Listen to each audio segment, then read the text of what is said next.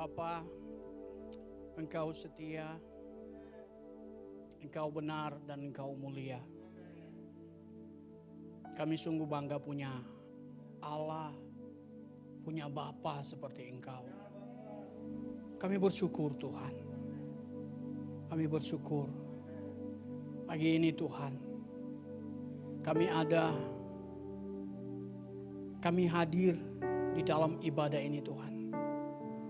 Hamba tidak tahu apa yang menjadi pergumulan anak-anak-Mu saat ini.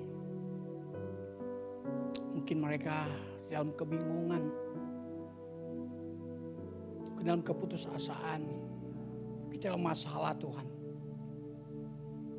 Perjuangan tentang hidup ini, menghadapi tantangan-tantangan iman, atau hal-hal lain Tuhan yang digumulkan. Tapi Engkau tahu Tuhan, setiap hati yang berdiri, Engkau jamah Tuhan, Engkau jamah. Biarlah mereka dan kami semua boleh pulang dalam ibadah ini dengan membawa sukacita, pengharapan, kekuatan yang baru dari Tuhan. Menjadi modal kami untuk kami melangkah di hari ini, besok dan seterusnya. Terima kasih Tuhan. Kami mau saat ini mau belajar dari firman-Mu. Tuhan, biar firman ini boleh kami mengerti, boleh kami lakukan dalam hidup kami. Karena itu hamba memohon kepada Engkau Tuhan, biarlah Roh Kudus Allah mengurapi setiap kami, memberikan pengertian bagi kami, supaya kami dapat mengerti akan firman-Mu Tuhan. Tuhan, beri kami telinga seorang murid untuk mau duduk diam mendengarkannya. Di dalam nama Tuhan Yesus, kami bersyukur Tuhan, dan kami siap mendengarkan firman-Mu. Dalam nama Tuhan Yesus, yang siap mendengarkan firman Tuhan bersama saya katakan, amin. Puji Tuhan. Silakan duduk.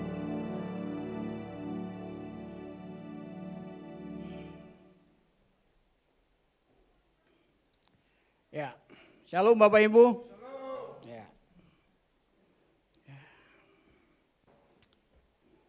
Sudah ada pohon Natal Bapak Ibu. Ya. Berarti Natal so dekat begitu ya. Ya.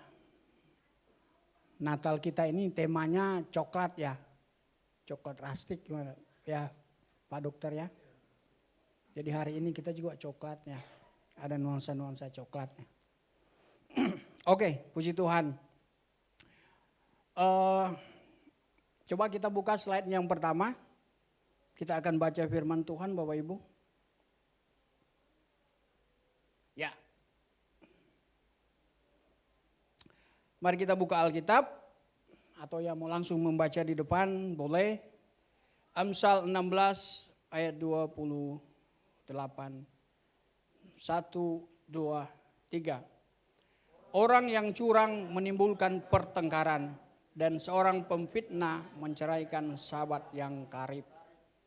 Saya mau bacakan sekali lagi. Orang yang curang menimbulkan pertengkaran. Saya mau konsentrasi di situ saja ya, pada bagian A. Nah, tema kita itu berbicara jangan hidup dalam kecurangan. Nah, gitu Bapak Ibu ya. Nah, kalau kita memperhatikan Bapak Ibu, akhir-akhir ini dunia, lingkungan, keluarga, pribadi, atau hal-hal yang nampak, saudara, hari-hari ini, ya, itu paling banyak perbuatan-perbuatan yang curang atau perbuatan-perbuatan yang benar, ya, coba kita perhatikan, curang ya.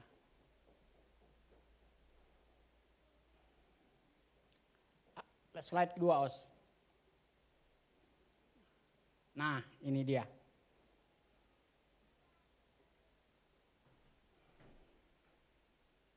Nah, kita belajar dulu saudara tentang curang ini supaya kita itu satu persepsi ya. Apa itu curang? Gitu kan?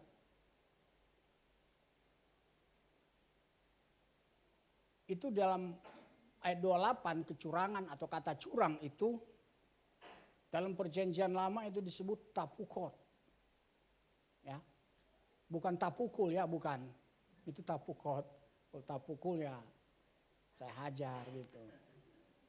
Ya, itu artinya sikap yang suka menantang ya. Curang, menipu. Tuh, perversity atau fraud. Nah, itu dalam bahasa aslinya perjanjian baru, nah itu kalau tapukot itu di dalam Amsal 16:28 ya, Ibrani. Nah, kalau di dalam bahasa Yunaninya itu disebut orang yang curang, bohong, penipu, tipu muslihat, akal bulus ya. Itu bisa kita lihat di dalam perbandingan 2 Korintus 11 ayat 13. Jadi bahasa Indonesia itu orang yang tidak jujur, tidak lurus hati, tidak adil. Kecurangan itu meliputi perihal curang, perbuatan yang curang, ketidakjujuran, keculasan ya, orang yang culas. Nah, ini kalau culas ini kayaknya kita itu sangat familiar ya dengan kata ini, culas amat orangnya, itu kan. Atau ada yang baru dengar culas? Baru dengar ya. Pak bergaul di mana, Pak? Ya, gini, maksud saya begini Bapak Ibu ya. Minimal kita tahu ini pengertian curang. Jadi curang itu banyak ya, banyak artinya, banyak sendi-sendinya gitu dalam hidup ini. Jadi curang itu orang nipu juga itu termasuk curang. Punya akal bulus itu termasuk curang. Ya kan? Lain dunia maya, lain dunia nyata itu juga satu hal penipuan.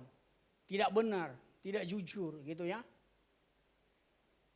Kalau di dunia maya orangnya cantik banget gitu ya. Tapi setelah ketemu di dunia nyata, waduh kok beda ya. Nah gitu kan. Dulu, wah ini kayaknya dulu banget, tua banget gue nih. Kita sering ada kalau radio HT yang suka ngebrik gitu ya. Ya, tahu ya Bapak Ibu ya. Mungkin anak-anak zaman sekarang nggak tahu kali ya. Nah itu kan kalian kita perkenalan di situ saya melalui radio gitu kan. Nah satu saat saya dengan teman saya ngikutin teman saya, dia yang break, saya cuma di samping dia. Dan seorang perempuan ya namanya radio, suaranya bagus benar, bagus. Namanya anak muda, janjian dong kita ketemu gitu. Teman saya tapi dia ngajak saya juga gitu ya, jangan ketemu. Enggak tahu nenek-nenek umur 57 tahun Bapak Ibu. Suaranya di radio itu, waduh merdu banget. Pokoknya kayak anak gadis lah. Wah itu kalau orang dengar, itu udah nama panggilan itu Mona. Ya, maaf ya yang punya nama Mona ya, Mona. Itu nama radionya tapi ternyata bukan itu nama aslinya gitu ya. Mona, ya itulah. Dunia nyata dan dunia seperti itu beda ya.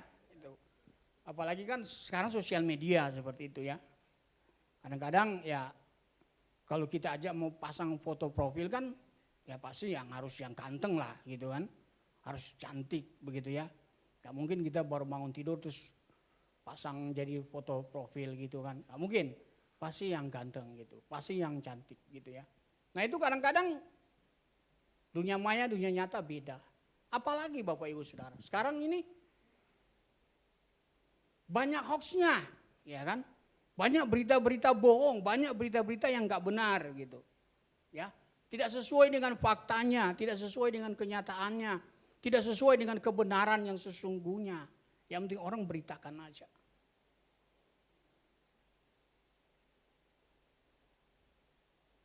Banyak terjadi ketidakadilan, gitu ya.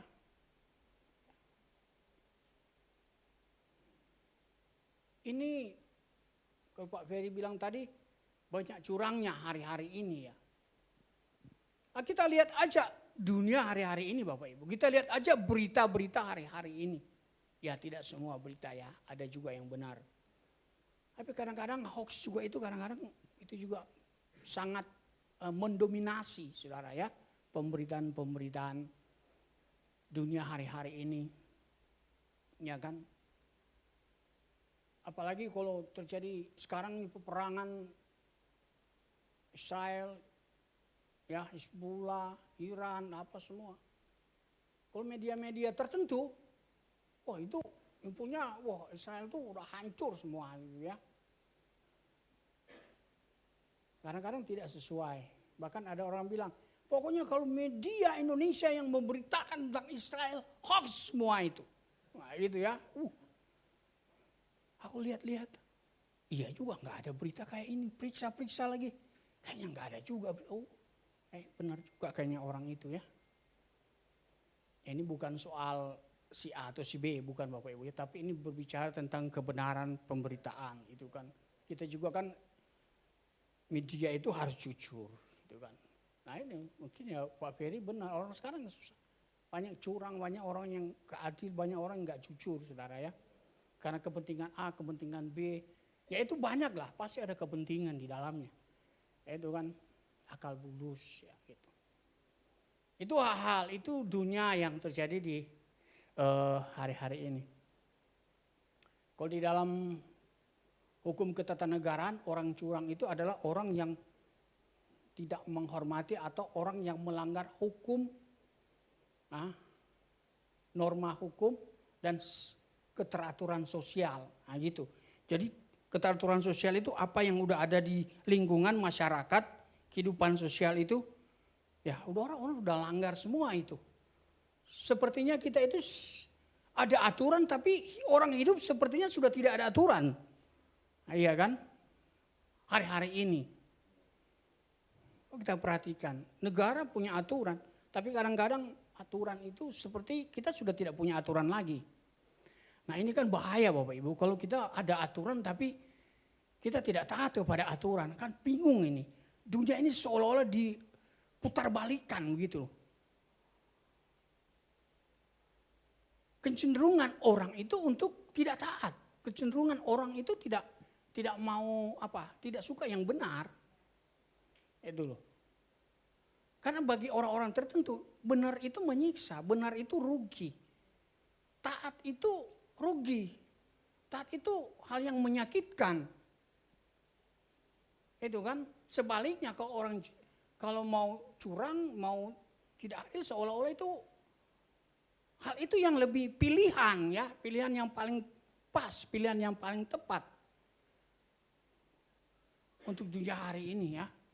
Orang mau semua cepat. Semua instan ya. Mau cepat. Orang selalu melihat orang, waduh enak ya dia. Karena dia melihat posisinya sekarang di sini. Dia nggak lihat dia mulainya dari bawah sudah kayak apa. Berdarah-darah dia. Iya kan? Sampai dia boleh di atas. Untuk ke lantai 2 aja. Kalian semua kan kita semua harus naik tangga. Iya kan? Oma Enyo mana? Oh dia Oma Enyo. Ya kadang harus dituntun Oma. Kadang-kadang nggak usah masih kuat. Wah. Harus berusaha dulu baru sampai di lantai 2. Iya kan?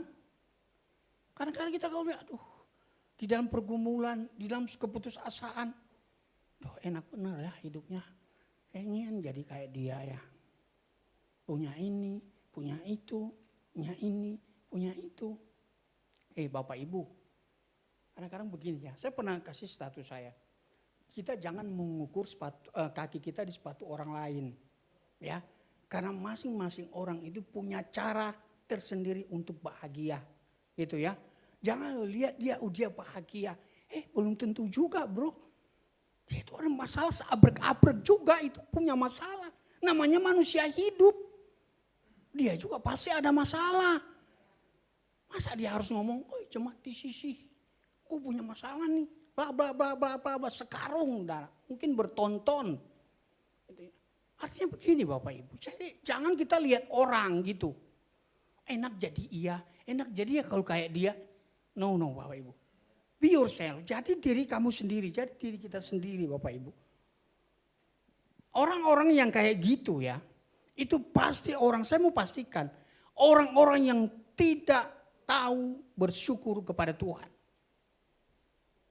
Mari kita itu belajar untuk bersyukur kepada Tuhan. Dengan apa yang Tuhan berikan.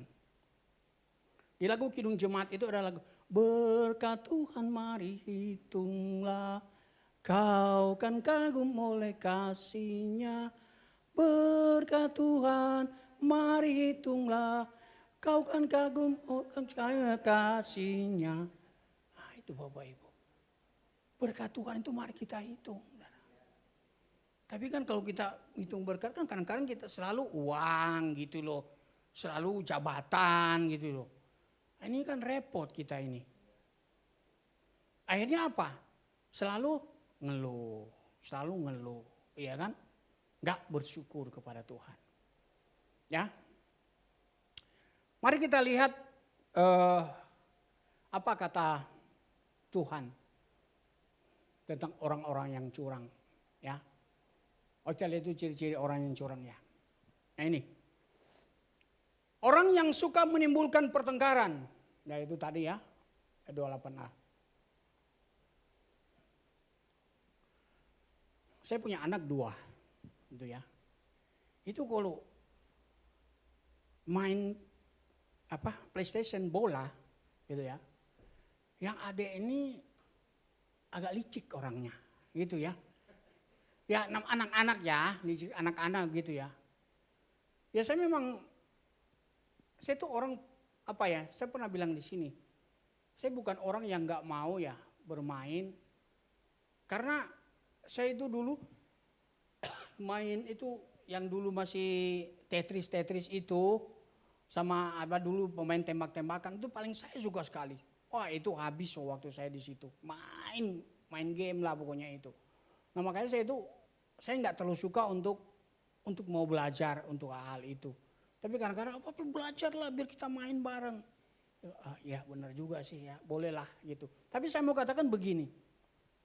Jadi kalau mau main mereka itu, ya yang kecil ini kalau ini yang gede, ini sudah nomor 1, ini sudah mau katakanlah mau menang. Itu kadang-kadang sticknya itu di apa gitu ya. Disentuh begitu biar jatuh sticknya begitu. Jadi ada aja hal yang dia mau lakukan biar itu kakaknya itu gak jadi menang begitu loh. Nah ini kan ini bibit-bibit ini harus dipres gitu ya. Ya ini cuma dalam permainan ya. Ya iseng-iseng lah namanya kakak adik begitu. Tapi maksudnya dalam kehidupan nyata kita saudara. Ini kan bahaya saudara kalau orang yang curang ini suka menimbulkan pertengkaran. Bagaimana kalau jemaat di sisi ini bertengkar saudara. Berarti kan seolah-olah ada yang curang di sini. Nah gitu kan contoh ya. Tunggu saja mati sisi nanti tersinggung lagi semua lagi. Ya. Artinya orang yang curang itu akan menimbulkan pertengkaran. Pernah lihat orang main kartu baku pukul? Pernah? Kartu pakai duit, judi. Baku pukul. Pak Roy? Ada Pak Ibu. Banyak di kampung. Aduh, nggak usah sebut daerah lah Pak. Saya udah tahan itu Pak, nggak mau ngomong. Malah Bapak sebut lagi. Ya itulah. Ya. Itulah baku pukul saudara. Karena apa? Ada sesuatu yang curang di situ. Ada satu orang, saya itu pernah lihat Bapak Ibu. Permainan curang. Itu sampai baku pukul loh di meja judi. Nah itu kan karena curang aja jadi pertengkaran.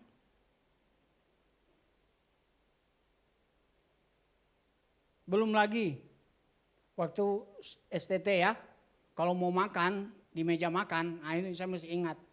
Ya bukan baku pukul juga sih, bukan, enggak itu juga, cuman agak saling enggak enak lah begitu ya. Maksudnya kan semua orang udah punya jatah gitu loh. Ya. Kadang-kadang kita kalau ketemu rawon gitu kan, kadang-kadang kita tahu tempe. Itu kan. Sampai lagu tahu tempe tidak berubah. Nah itu. Paling ketemu sayur kol gitu kan. Nah setiap Jumat itu ada rawon sama susu sapi murni. Ya, saya tidak terlalu suka susu itu ya. Udah nggak usah bahas itu. Rawon, nah rawon kan itu satu meja kita 6 orang, gitu kan? Jadi ya rawon itu sama apa tuh sayurnya itu yang kotak?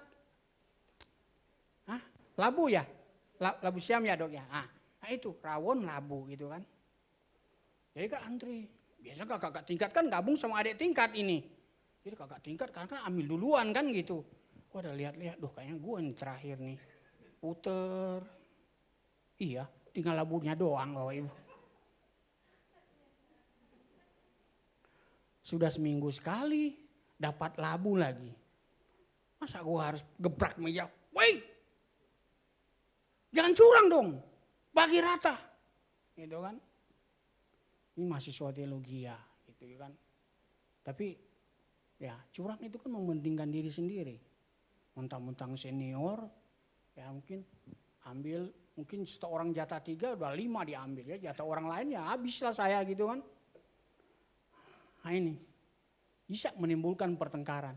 Cuman karena kita itu di meja makan, mahasiswa teologi juga ya mungkin tidak terjadi pertengkaran. Walaupun saya emosi juga ya, masa tinggal labu doang sama sayur, kuahnya doang gitu.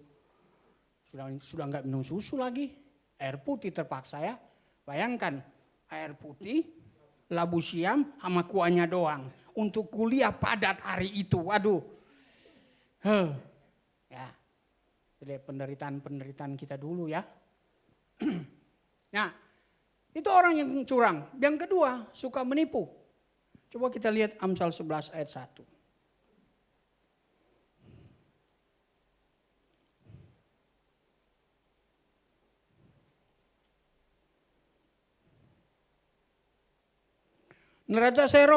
Neraca serong adalah kekejian bagi Tuhan.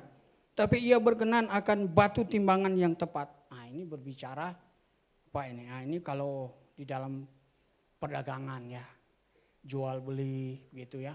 Ada orang yang kadang-kadang timbangannya itu, ya itu kalau di pasar yang kayak Bu Evi bilang kemarin, kadang-kadang ya gitulah orang yang mengambil untung kan. Ya itu timbangan yang sekilo akhirnya tidak sampai sekilo. Gitu. Jadi mau ngambil untung. Nah itu. Ada yang dagang di pasar sini? Ada yang jadi korban penipuan di sini? Hah? Lebih baik kita itu jadi korban penipuan. Jangan sampai kita yang jadi pelaku. Ya kan? Betul nggak Bapak Ibu? Sepakat nggak kita begitu ya? Lebih baik kita korban, ya namanya udahlah. Nggak sampai sekilo ya udah. Itu ialah urusan dia sama Tuhan. Tapi jangan sampai kita yang melakukan, iya kan? Itu poinnya ya. Karena orang yang curang ya, kenapa? Mementingkan diri sendiri kan, dia mau cari untung ya gitu. Ya, banyak hal ya. Suka menipu, suka berbohong. Nah ini, Amsal 12 ayat 22. Nah di sampingnya Bapak Ibu ya tadi.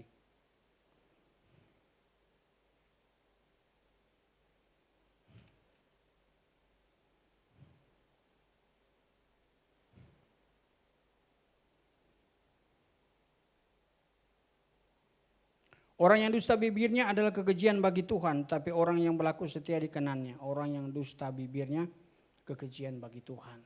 Ya Bapak Ibu, ya. Saya melihat di sini Bapak Ibu ya.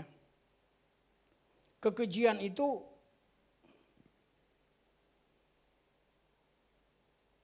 menggunakan ya, kalau di dalam Alkitab itu ada kata sikuts ya. Dari kata sakats. Yaitu sesuatu yang sangat menjijikan, penuh kebencian, penuh dosa, jahat, hina. Nah, kata ini paling banyak saudara di seluruh terjemahan Alkitab. Jadi apa tadi? Kebencian, penuh dosa, jahat. Nah itu saudara ya. Orang yang suka ya berbohong itu satu kekejian ya di mata Tuhan. Ya karena jahat saudara.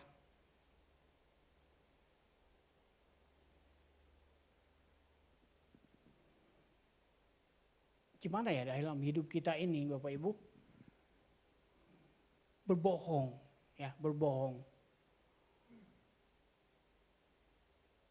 Dalam hal apa kita berbohong? Nah, itu kan pertanyaannya.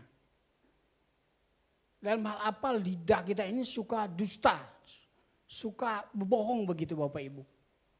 Ya. Misalnya, Pak, ini persembahan hari ini ya. Persembahan buat Natal, persembahan buat penciptaan sukarela. Kasih gocap gitu ya. Persembahan ya Pak. Nah, dibeliin rokok lagi 30.000. Sisa 20.000. Padahal dikasih istrinya 50.000 buat persembahan. Ada yang begitu bapak-bapak? Gak ada. Di sini gak ada yang merokok kan? Gak ada. Ntar di luar baru. Sini gak ada. Ya kan? Jangan suka bohong. Mah saya mau keluar dulu ya. Mau cari kerjaan. Oke. Pergi. Gak tahu nongkrong sama teman-temannya. Di warung kopi lagi gitu kan. Cuman bahas, cuman scroll handphone aja. Ngalur ngidul, ngomong-ngomong gak jelas. Hari udah siang, udah sore, dapat kerjanya. Gak dapat, udah cari kemana-mana. Cari kemana-mana. Lu di warung kopi sama teman-teman lu. Kerjaan apa lu nyari? Itu kan bohong lagi saudara. Bah, banyak hal ya di dalam kehidupan kita sehari-hari. Gue hari ini lembur mah. Nah. Padahal nggak lembur ya. Gitu. Banyak lah. Kita bohong-bohong dalam kehidupan kita sehari-hari. Iri hati ya. Yakobus 3 ayat 16. Boleh kita buka ini PowerPoint. Yakobus 3 ayat 16 ya.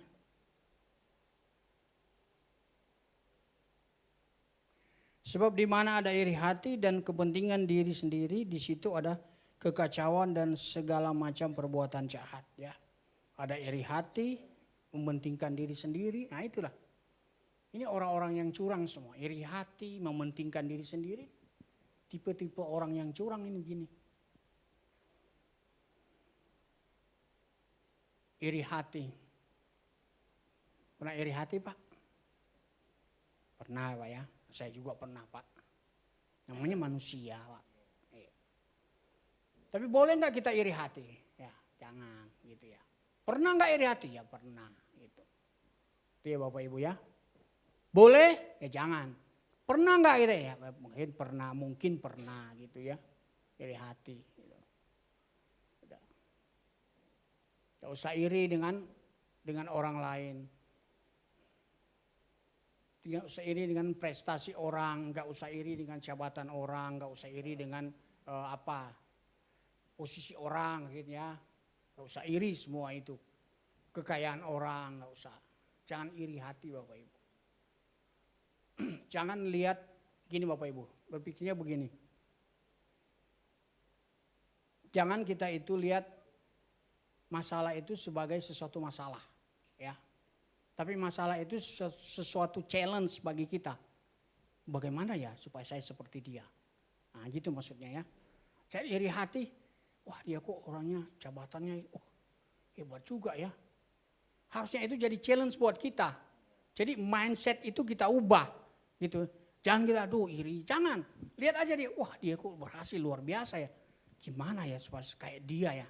Kita challenge diri kita sendiri gitu. Jadi ini kan berbicara mindset ya.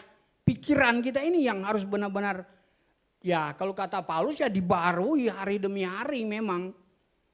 Supaya kita memiliki pikiran Kristus. Tapi kan itu betul proses mindset ini yang kadang-kadang kita itu bergumul di seputar pikiran, ya kan? Semua kan dari pikiran jahat, pikiran iri, pikiran benci, ya itu dari pikiran semua. Hati-hati Bapak Ibu ya, jangan iri hati, bersyukur aja. jalannya berliku-liku. Amsal 10.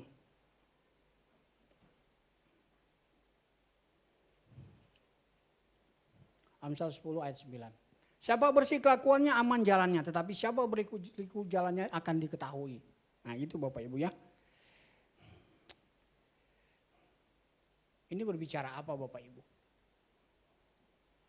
Berbicara perjalanan kita di dalam melakukan segala sesuatu, melakukan hal-hal yang gak benar Bapak Ibu ya.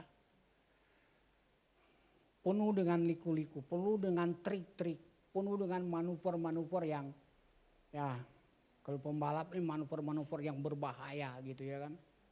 Ada tikungan-tikungan yang berbahaya yang membutuhkan strategi, skill khusus untuk bisa melewati itu. Tapi orang yang liku-liku jalannya selalu bagi dia nggak ada tikungan berbahaya. Semua bagi dia aman. Ya. Tapi sesungguhnya orang-orang seperti ini nanti akhirnya itu nggak bahagia. Ya. Jadi ini bagian dari orang-orang yang curang. Masih banyak lagi Bapak Ibu. Ciri-ciri orang yang curang itu di dalam Alkitab. Ya ini boleh menjadi satu gambaran umum aja buat kita.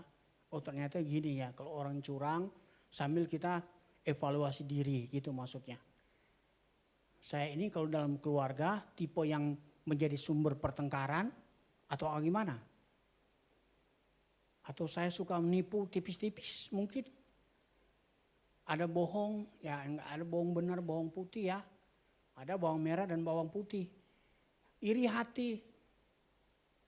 Atau kita punya jalan yang liku-liku dengan cara-cara yang gak benar Bapak Ibu. Ya. Next. Nah sekarang kita lihat. Orang yang curang tadi itu seperti itu cirinya. Nah sekarang bagaimana Tuhan melihat orang yang curang kayak gitu? Kekejian bagi Tuhan. Ya tadi ya. Amsal 11 ayat 1. Orang curang itu satu kekejian bagi Tuhan ya. Karena apa? Karena jahat yang saya jelaskan tadi ya. Kata sakats itu. Hina ya. Hina bagi Tuhan orang yang seperti itu. Jadi bagi di dalam pandangan Tuhan. Orang yang curang itu hina. Ya Tuhan melihat itu hina. Kamu hina. Orang yang curang itu hina bagi Tuhan. Nah, itu maksudnya.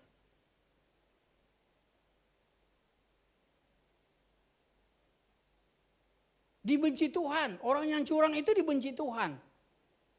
Ada murka Tuhan pada orang-orang seperti itu. Coba kita lihat Mika. Ya. Mika 6 ayat 11. Boleh bantu saya?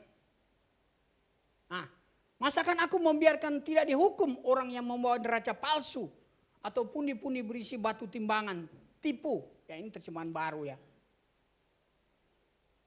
Masakan aku membiarkan tidak dihukum orang yang membawa neraca palsu. Jadi seolah-olah orang yang melakukan neraca palsu, timbangan penipuan itu mendapat murka dari Tuhan. Itu Tuhan marah. Itu Tuhan gak suka. Nah itu maksudnya. Jadi orang itu kalau tipu-tipu ya Tuhan gak suka. Ini loh, ini Tuhan loh yang lihat. Hina. Tuhan marah, Tuhan gak suka. Tidak mendapat tempat di dekat Tuhan. Mazmur 101 ayat 7. Coba lihat.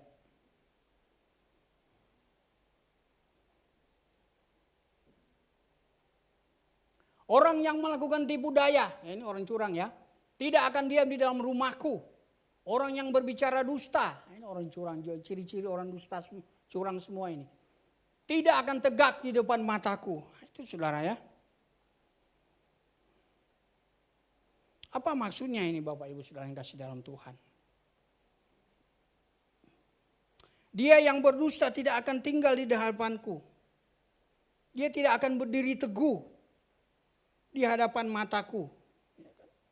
Dia tidak akan tetap pada jabatan tempatnya, pada jabatan dan kedudukannya. Dia akan segera diberhentikan. Nah itu. Dusta sangat dibenci Tuhan. Jadi orang itu tidak akan mendapat tempat, saudara ya. Dia akan mendapatkan kedudukan di mata Tuhan. Kalaupun akan ada, itu juga sebentar lagi selesai. Ya. Jabatanmu itu akan selesai juga.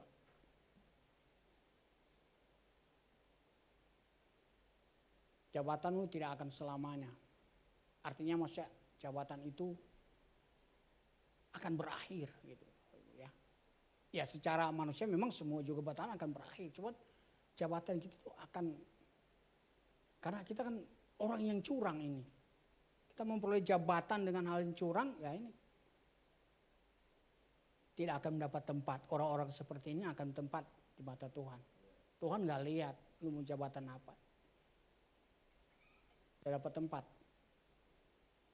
Tidak bertahan lama. Ya kan? Amsal 21 ayat 6. Memperoleh harta benda dengan lidah dusta adalah kesia-siaan yang lenyap dari orang yang mencari maut. Iyalah. Ya kan? Dengan bohong, ya, suka berdusta, ya, tipu-tipu, ya, mendapatkan sesuatu dengan hasil bohong, hasil tipu, hasil lidah yang nggak benar, lidah yang penuh kebohongan, itu sia-sia, Bapak Ibu. Akan lenyap ya dari orang-orang yang mencari maut. Nah, jadi tidak akan bertahan lama, Bapak Ibu. Kita mendapatkan sesuatu itu dengan cara-cara seperti itu akan lama. Tinggal tunggu waktunya aja. Gitu ya. Mendatangkan masalah. Bukan Amsal 2017 ya. 2010 ayat 17 maksudnya ya. Salah. Roti hasil. Bentar. Bukan itu. Amsal ya. Roti hasil tipuan sedap rasanya, tetapi kemudian mulutnya penuh dengan kerikil, ya kan? Coba, roti hasil tipuan sedap rasanya, tetapi kemudian mulutnya penuh dengan kerikil. Saudara, ini enaknya kalau kita baca Amsal, Bapak Ibu. Amsal itu penuh dengan ya semacam motivasi, tapi juga ada sajak-sajak yang seperti ya apa ya, seperti puisi, ya seperti itulah ya. Roti hasil tipuan sedap rasanya. Tetapi kemudian mulutnya penuh dengan kerikil. Wah enak. Pertama sedap tapi kemudian penuh dengan kerikil. Apa maksudnya Bapak Ibu Saudara yang kasih dalam Tuhan? Saya bacanya di sini Bapak Ibu ya. Jadi maksudnya begini. Roti penipuan adalah pilihan untuk berbohong ya. Berbohong mungkin terasa manis pada awalnya. Nah, gitu maksudnya. Seperti roti manis. Tapi tidak akan terasa manis di kemudian hari. Mulut yang penuh kerikil adalah akibat terakhir dari kebohongan. Jauh dari kata manis. Berbohong itu menyakitkan. Tidak mungkin dinikmati. Dan biasanya berakibat fatal. Gitu kan? Inilah. Awalnya enak. Saudara ya. Akhirnya nextnya mendatangkan masalah gitu ya. Itulah Amsal 20 ayat 17. Awalnya kan manis. Tapi akhirnya jadi masalah gitu ya. Itu. Mendatangkan kehancuran ya. Ini orang-orang curang itu kalau di mata Tuhan ini akan mendatangkan kehancuran bagi mereka. Yeremia 17. Seperti ayam hutan yang mengerami tidak ditelurkannya. Nah, kan?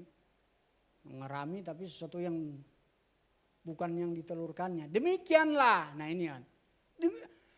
Demikianlah orang yang menggaruk kekayaan secara tidak halal. Pada pertengahan usianya ia akan kehilangan semuanya. Wah. Dan pada kesudahan usianya ia akan terkenal sebagai orang bebal, saudara. Ini ngeri ya, pandangan Tuhan kepada orang-orang curang ini kayak gini Bapak Ibu ya. Apa maksudnya gini saudara?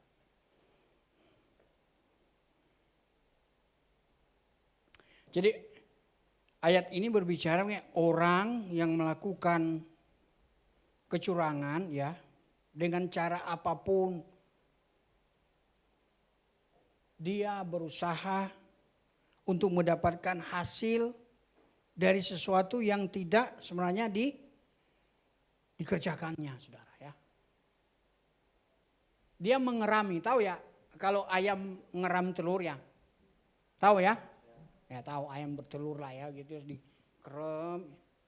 Berapa minggu? 21 hari ya? 21 minggu atau 21 hari sih? 21 hari ya? Menetas ya begitu ya. Tapi ini dia mengerami sesuatu yang enggak ditelurkannya. Nah gitu. Bayangkan dia itu melakukan satu usaha yang sebenarnya itu bukan, dia mengambil sesuatu yang bukan usaha dari dia, tetapi dari situ dia mengambil keuntungan. Seolah-olah dia yang mengusahakan hal itu. Nah ini kan, demikianlah orang yang menggaruk kekayaan secara tidak halal. Ya kan? Pada pertengahan usianya akan kehilangan semuanya. Dan pada kesudahan usianya ia terkenal sebagai orang bebal. Nah, ini Bapak Ibu. Kan mengerikan saudara, hasil dari orang-orang yang curang di pandangan Tuhan. Ya kan? Nah ini bahaya ini saudara, kalau terjadi dalam hidup kita, itu dalam dunia usaha, dalam dunia pekerjaan itu harus hati-hati. Itu akan mendatangkan kehancuran. Menuai bencana, ya. Orang yang curang itu di mata Tuhan itu tidak akan menuai bencana. Amsal 22 ayat 8. Orang yang menabur kecurangan akan menuai bencana dan tongkat amarahnya akan dihabis binasa. Ya, iyalah. Gitu kan?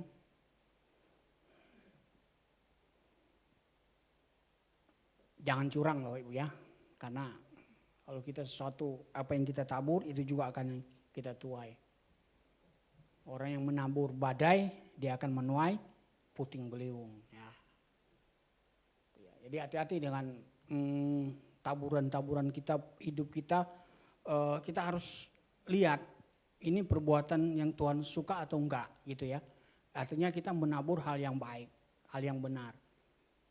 Karena bahaya kalau hal-hal curang kita menjadi orang bagian dari curang. Kita lihat aja ini orang-orang seperti ini, saudara. Ngeri, ngeri. Mungkin semua awalnya baik ya, tapi akhirnya semua itu enggak bahagia. Akhirnya semua itu masalah semua. Ya, ingat istri, ingat suami, ingat anak-anak, ingat keluarga, Bapak Ibu ya, dalam melakukan segala sesuatu. Minimal juga ingat diri sendiri gitu ya.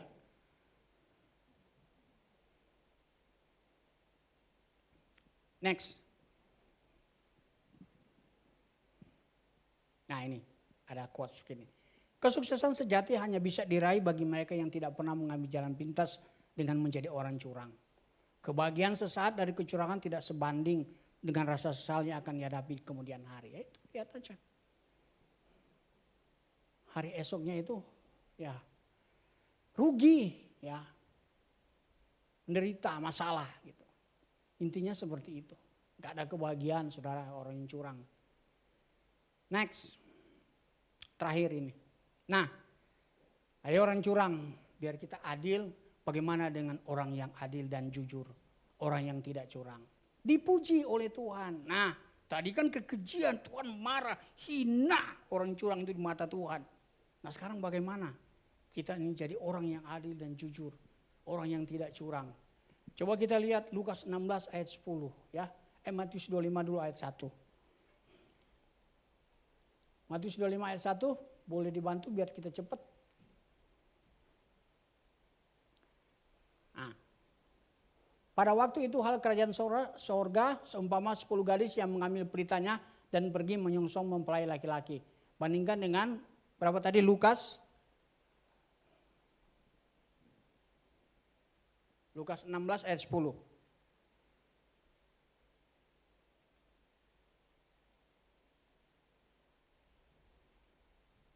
Nah, barang siapa setia dalam perkara kecil, ia setia juga dalam perkara besar. Dan barang siapa setia barang siapa tidak benar dalam perkara kecil, ia tidak benar dalam perkara besar. Ya, next os. Ya kembali ke situ. Itu ada kesalahan kayaknya itu ya. Lukas 16 ayat 10. Itulah maksudnya itu dipuji oleh Tuhan baik hambaku yang setia. Nah itu maksudnya itu. Jadi dipuji oleh Tuhan. Ketika dia sudah mendapatkan atau sudah melakukan apa yang sudah Tuhan kasih. Tuhan bilang baiklah hambaku yang setia. Saudara. Jadi dapat pujian bagi Tuhan. Ya hidup kita ini sudah Tuhan kasih semua. Talenta semua, skill apapun itu Tuhan sudah kasih semua. Nah kita sekarang tinggal mengupayakannya, mengusahakannya. Sehingga pada hari terakhir Tuhan bilang, baiklah hambaku yang setia. Nah itu loh, kan keren saudara. Kalau Tuhan puji kita, hambaku yang setia. Saya suka dengan peristiwa Stefanus ya, ketika mati dia dirajam batu, dia melihat langit terbuka, dia melihat anak Allah duduk berdiri ya di hadapan Allah Bapa.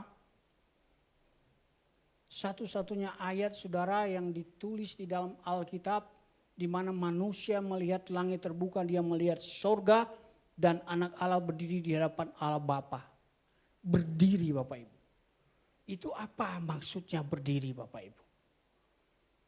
Itu maksudnya di Allah Bapa atau Allah di surga, Allah Tritunggal itu menghormati hambanya yang sebentar lagi akan bersama-sama dengan mereka.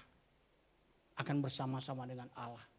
Mereka menyambut, mereka berdiri menyambut Stefanus. Itu kan satu hal yang luar biasa. Allah itu menghormati, Allah itu menghargai hambanya yang mati martir, mati syahid. Saudara ya, Stefanus. Tidak menyangkal imannya. Allah berdiri menyambut kedatangannya. Itu luar biasa Bapak Ibu. Saya kalau baca ayat itu merinding Bapak Ibu. Dengan perenungan yang dalam. Enak kan? Hambaku yang setia. Terus Allah berdiri menyambut kita. Itu suatu penghormatan saudara. Penghormatan dari siapa? Penghormatan dari Allah Bapak Ibu ya. Manusia bodoh amat menghormat enggak. Tapi kalau Allah sudah berdiri menghormati kita. Rasanya keren banget. Langsung aja. Dapat dipercaya. 1 Korintus 4 ayat 2. Amsal 25 ayat 11. Yang akhirnya dituntut dari pelayan-pelayan yang demikian ialah bahwa mereka ternyata dapat dipercayai. Ya saudara ya. Jadi orang yang dapat dipercayai Bapak Ibu.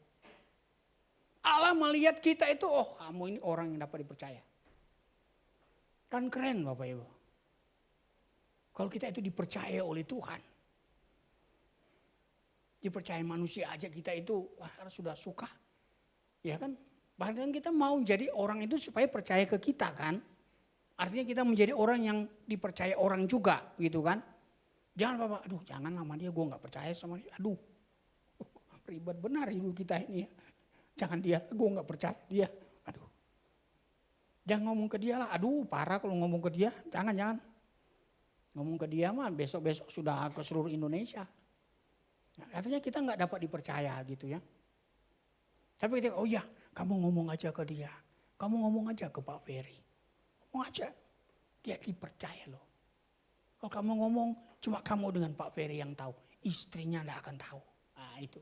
Karena dipercaya gitu Bapak Ibu. Jangan ngomong sama si dia. Jangan ya. Karena dia gak bisa dipercaya. Tapi Allah bilang jadi dipercaya sudah oleh Tuhan. Wah ini kalau orang yang baik, orang yang jujur ya, orang yang adil ya ini. Terakhir umur panjang. Nah ini harus kita baca ayat ini. Umur panjang saudara ya. Ulangan 25. Memang itu Ulangan 25 ayat 13 sampai 15. Nah, ya.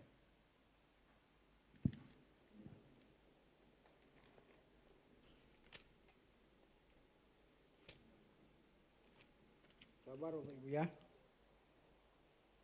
Yang sudah ketemu boleh dibaca. Ulangan 25 ayat 13 sampai 15 itu.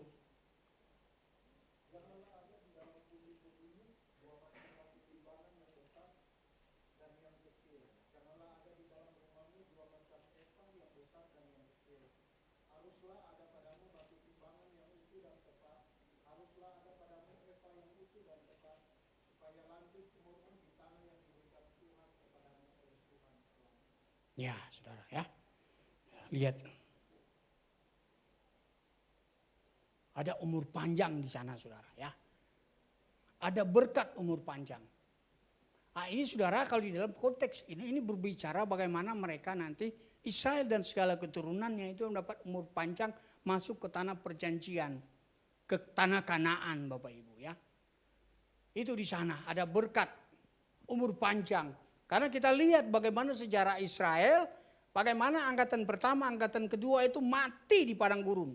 Yang masuk ke sono kan itu anak-anaknya, Bapak Ibu. Ya kan, berapa puluh tahun mereka? 40 tahun mereka di padang gurun. Ya kan, putar-putar di sana. Sebagian mereka dan sebagian anak-anak itu masuk ke tanah perjanjian. Yang sebagian itu saudara, itu habis padang gurun. Ada umur panjang di sana. Nah ini kalau kita kaitkan dengan kehidupan kita, ini berbicara apa? Ya kita juga akan mendapatkan umur panjang Bapak Ibu. Umur panjang di dalam perjanjian dengan Tuhan. Di dalam kekekalan. Kita masuk ke tanah perjanjian itu. Perjanjian dengan Tuhan. Kekekalan Bapak Ibu Saudara ya. Umur panjang kita. Akhirnya kita bisa sampai di tanah perjanjian itu. Kita juga bisa sampai di tanah yang sudah Tuhan janjikan. Yerusalem yang baru saudara. Nah ini berkatnya. Jangan kita nggak nyampe di sana. Ya kan? Dibabat Tuhan di padang gurun. Ya inilah dunia ini padang gurun kita. Ya kan? Padang gurun. Lu taat atau kagak? Ya kalau nggak taat ya seperti orang Israel. Habisi sama Tuhan. Ya kan, nggak masuk tanah perjanjian, nggak umur panjang gitu ya. Jadi kita mau jadi orang yang curang atau orang yang jujur? Ya, orang jujur ya. Oke, terakhir sama-sama kita baca ini. Jangan curang ya. Ya, oke. Itu aja ya. Semuanya cuma mau ngomong ini dari tadi Bapak Ibu ya. Cuma mau ngomong ini saya dari tadi. Jadi panjang lebar ya. Oke Bapak Ibu mari kita berdoa.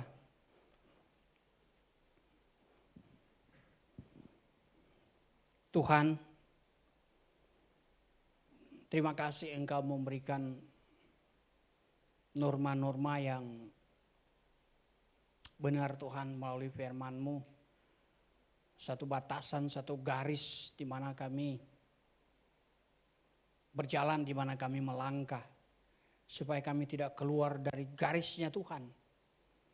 Kami tidak melampaui apa yang sudah Tuhan firmankan. Apa yang Tuhan mau. Kami tetap ada di dalam jalurnya Tuhan. Tuhan kami sadar kami di dunia ini. Dunia yang bukan milik kami. Dunia yang dikuasai oleh kuasa-kuasa kegelapan, kuasa-kuasa dunia ini. Kami ada di dalamnya Tuhan. Kami berperang Tuhan. Dengan diri kami sendiri. Dengan kuasa-kuasa dunia ini. Dengan godaan-godaan dunia ini Tuhan.